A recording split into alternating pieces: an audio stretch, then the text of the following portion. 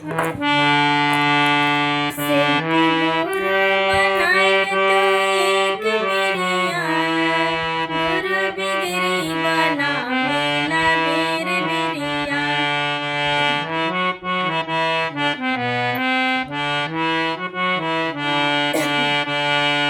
शिल्पी गुरु बनाए तो एक बिरिया, शिल्पी गुरु बनाए तो एक बिरिया, गुरु बिगड़ी बना मेला बेर बिरिया, गुरु बिगड़ी बना मेला बेर बिरिया।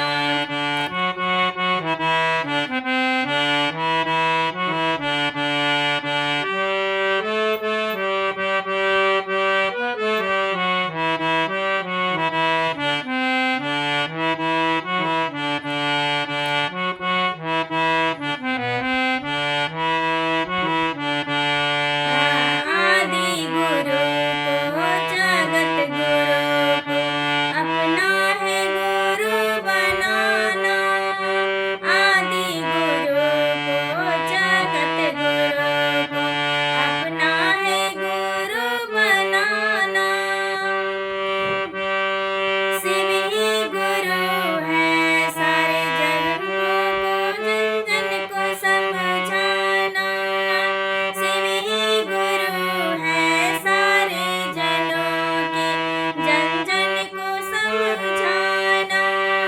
जीवन की कटे कठिन रहिया, जीवन की कटे कठिन रहिया, गुरु बिगड़ी बना मेला बेर बिरिया।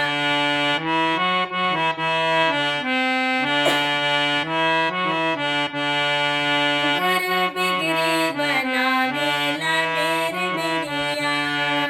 शिव को गुरु बनाए तो एक बिरिया, गुरु बिगड़ी बना मेला बेर बिरिया, गुरु बिगड़ी बना मेला बेर बिरिया।